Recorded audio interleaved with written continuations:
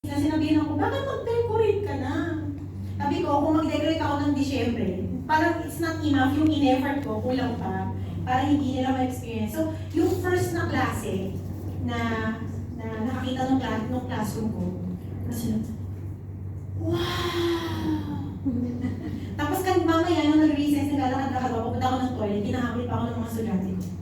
Sabi nung isa, Miss Aggie, your room is so beautiful. Sige pa, anong gusto mo? Parang, ano yun yung ganong klaseng pagsabi? Na sana maging ganon yung pagtingin natin kay Kristo na, ano si Jesus? Wow! Ganyan, wow. Tapos yung second naman, is na we want, yung objective natin sa series na to is to proclaim Jesus. Ibunyag natin sa buong mundo, tingnan mo naman yung Kristo namin. Ang galing, di ba? I mean, sometimes pag sa church, punta kayo sa church namin, tingnan mo yung handa namin. No? O tingnan mo punta kayo sa church namin, tingnan mo yung mga kasamahan natin. Hindi guys, alam mo, there's only one thing na pwede natin i-boast sa mundo. Which is now, we have Jesus. And He is worth telling the world about. Now, dito pa sa series na to, we're going to talk about 8 I am sayings. Ayan. Some of them, most of them dapat alam natin kasi nung nag-core 1 kayo, nalala nyo? Di ba na-memorize nyo ba yun? Wala na. Di ba sa inyo naka-memorize yung memory verse nyo? Siguro yung paborito nyo doon is yung I am the way, the truth, and the life. Alam nyo yun, di ba? Yes! Yeah, I am the bread of life. O yan. Ano pa yun? I am the good shepherd, madali rin yun. Today po, dito po tayo sa I am the good shepherd. Amen. Sabi ni Jesus, John chapter 10, verse 11. Basahin po natin together.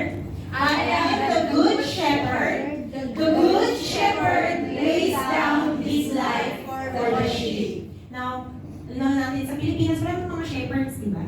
Pero ba? No. Parang ng ano lang eh, yung mga nag-aalaga ng kara, ng kambing. Pero di ba naman kailangan alaga yung kambing? Di ba? Di ba siya kailangan? Nung bata po ako, nakabasa ako ng parang sheep. It was about a book ng sheep. Wala naman kaming mga sheep. Meron kaming manok. So sabi ko, sige nga, ilalakad ko kayo. So inopen ko yung meron po marami po kaming manok. Sige, maglakad-lakad kayo. Ginaganyan ko sila para, kunyari, shepherd ako. Pero alam niyo po, even though wala po sa kultura natin masyado yung shepherd, today, malalaman po natin what does Jesus mean when He said na He is a good shepherd. So, pray po tayo. Hallelujah. Let's pray. Why do we need Jesus as a good shepherd? Well, I'll give you one reason. It's because we've had terrible shepherds. Sabi niyo po, terrible. Terrible. Alam niyo po, the Bible tells us that the Lord places shepherds to watch over His people. So, nung sa Old Testament, naglagay siya ng mga hari, ng mga rulers, ng mga judges, ng mga propeta, mga priests. And sila, ang tungkulin nila is to watch over yung mga tao ni Lord. Diba? Galing. Noong New Testament naman, besides the kings, may mga kings rin naman nun, pati yung mga church leaders, yung mga pastors, yung mga teachers, yung mga leaders sa church, sila yung inilagay ng Panginoon para mag-alaga ng kanyang mga sheep. And you know po, yung role of being a shepherd, hindi lang po yung titulo. Being a shepherd is not just a title. Pag shepherd ka, yun na sa kabila, ayan, you have authority from God, okay? But you also have responsibility. Sabi mo natin, responsibility. And ang pinakamabigat there is yung accountability ng mga shepherds sa Panginoon. Kaya pasasabihin ko po sa inyo, as a pastor, hindi po siya tulad ng pag-member ka lang. Because pag ikaw, leader ka na ng church, the Lord, one day tatayo ko sa harap ng Panginoon, and sasabihin, anong ginawa mo dun sa mga tuba ko? Ang tungkulin ko sa Panginoon, hindi magparami ng tuba ng Panginoon. Ang tungkulin ko as your pastor is to take care of you. And alam niyo po ba, God will hold me accountable to that. And that's scary. No matter who, and once you start to become a leader sa church, That's why sabi ng scripture, huwag daw natin pabigatin yung tungkulin ng mga church leaders. Let them serve with joy. Kasi may accountability sila sa Panginoon. However, kahit na ganun nga yung pagtingin ng Panginoon sa mga shepherds, oftentimes, nami-misuse yung authority na binigay ng Panginoon.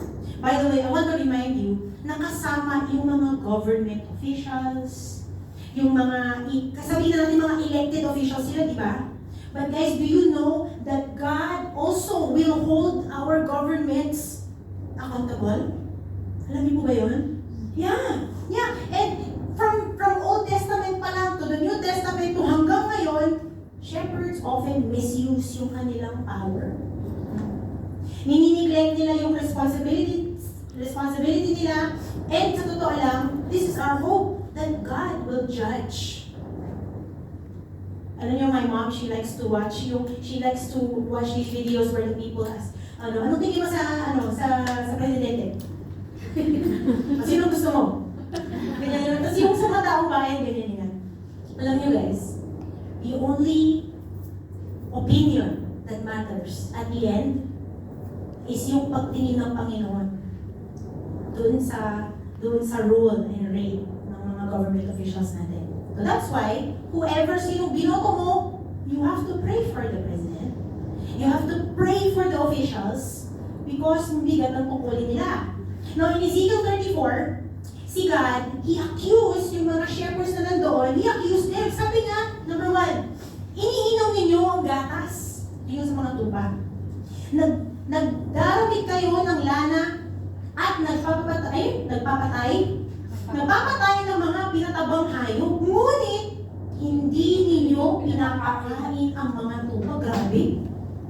So, kinuha na lahat sa mga tupa, pero hindi nila pinapakain yung tupa. Bad yan, di ba? Bad, right?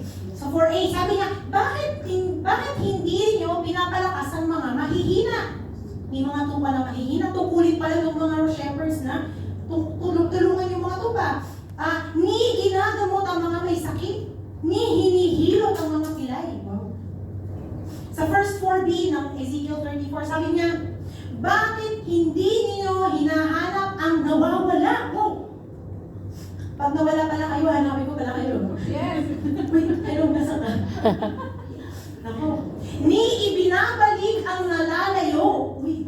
Sa halip ay ginagamitan ninyo sila ng ano? Tambay na bakal. Uy guys, napalo na ako ng maraming bagay. Walis tingting, check. Chinelas, check. Pero wala pa namang bakal. Kamay na bakal, wala pa. Nakamahirap yan. Now, if all of those things, yung tingin nyo yan, if that sounds familiar, that's because hanggang ngayon, that still happens. Many of us have had terrible shepherds. Hindi lang sa government, hindi lang sa community. I still remember nung nasa Manila kami last year namin, palagi tinitira yung kotse namin.